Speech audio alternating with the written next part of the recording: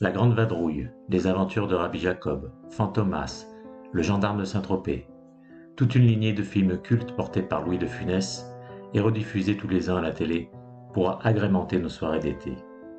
Pivert, Cruchot ou Fourchaume sont autant de noms qui ont bercé toute une génération de spectateurs le dimanche.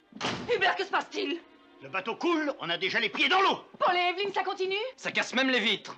Mais il faut parler à cette petite. C'est ça. Occupez-vous d'Evelyne et moi je vais m'occuper de l'autre. Je vais le déshiberner. Plus qu'un artiste, Louis de Funès est un patrimoine.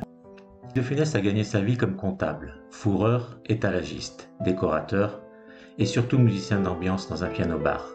Ce fut aussi un brillant pianiste et un sacré comédien, alors qu'il n'avait suivi le prestigieux cours Simon que quelques mois. Louis de Funès apparaît pour la première fois à l'écran en 1946, dans La Tentation de Barbizon, pendant 43 secondes. Ce minuscule rôle du portier du cabaret, Le Paradis, est le départ d'une longue série de petits rôles, l'acteur enchaînant silhouettes et figurations. Colérique, lâche ou avare, mais certainement pas volage. Les personnages de Louis de Funès ne pouvaient pas avoir tous les défauts du monde. Ariel Duthéran ne plaisait guère à l'acteur. Il les refusait tous. Il n'avait jamais voulu déroger à cette règle. En 1977 sort le film au succès colossal de Steven Spielberg. Le cinéma français s'emballe et donne dans l'extraterrestre. Pour De Funès, ce sera Le Gendarme et les extraterrestres. Impressionné par les trucages de Rencontre du troisième type, l'acteur français participe à l'élaboration du sujet et rêve en toute humilité d'une soucoupe aussi sensationnelle que celle de Spielberg. Je suis Zaza. Je suis Zaza. Sans égaler le maître, De Funès réussit une prouesse. C'est la première fois qu'on voit dans un film français une soucoupe volante prendre son envol. Cet éternel second rôle avait une façon bien à lui, du haut de son mètre 64, de voler la vedette. Il en va ainsi de Jean Marais dans Fantomas, qui a vu peu à peu son rôle décliner au profit des scènes comiques que Louis de Funès a imposées aux quelques minutes dans la traversée de Paris pour imposer son personnage de français moyen et colérique. Face au monstre sacré Jean Gabin et Bourvil, il s'agite, et entre dans l'histoire du cinéma. Rien du tout, vous m'entendez? Rien du tout. Je veux 2000 francs, nom de Dieu, Janvier. Janvier, 2000 francs. Rien du tout. Je lui casse la gueule. Janvier, je veux 2000 francs, Janvier, 45 rue Polimo. Oui, on le sait, plus un franc, plus un sou. Louis de Funès avait une lubie. Intensifier le bleu de ses yeux pour le plus grand cauchemar des chefs opérateurs sur le tournage du Tatoué de Denis de la Patelière. Entre la coupe rose de Gabin et l'azur des yeux de De Funès à rehausser, difficile de régler les éclairages. Il squatte le petit écran soir et après-midi et fait à chaque fois hurler de rire des millions de Français. Grâce à des rediffusions à l'appel, Louis de Funès s'impose plus que jamais comme une valeur refuge en temps de confinement. Quand tout va mal, il reste Louis. Beaucoup disent qu'en regardant un de ses films, tu oublies tes soucis, au moins pendant 90 minutes. Ça peut paraître idiot, mais très peu d'acteurs ont ce pouvoir. De Funès est une valeur refuge par la certitude que l'on a de toucher tous les publics avec ses films. Les bourgeois, les prolétaires, les immigrés, les gens de droite, de gauche, de très à droite, de très à gauche.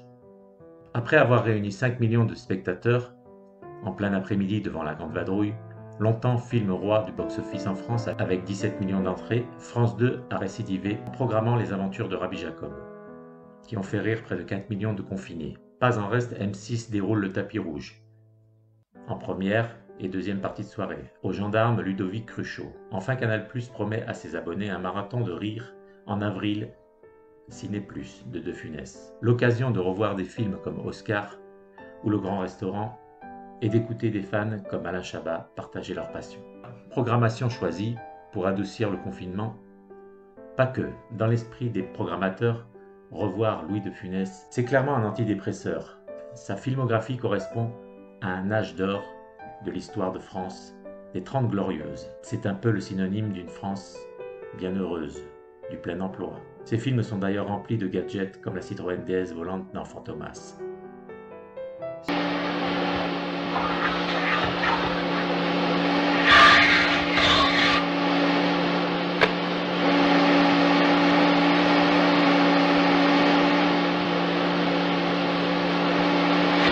succès inoxydable doit évidemment au jeu, tout en grimaces et mimiques, de celui qui fut pendant les années 60-70 l'acteur numéro 1 au box-office, malgré le dédain d'une grande partie de la critique. S'il a aujourd'hui les honneurs de la Cinémathèque et depuis l'été dernier un musée à son nom à Saint-Raphaël dans le Var, il n'aura eu qu'un seul César, honorifique, en 1980, 3 ans avant son décès. C'est un mime, c'est un peu notre Charlie Chaplin. Vous coupez le son et il se passe quelque chose à l'écran. Le corps de l'acteur lancé en permanence à pleine vitesse et qui danse souvent devant la caméra. C'est un enfant dans un corps de papy. Et ça, les enfants le repèrent tout de suite. C'est l'un de leurs. Et de Ludovic Cruchot à Victor Pivert, comme l'oiseau.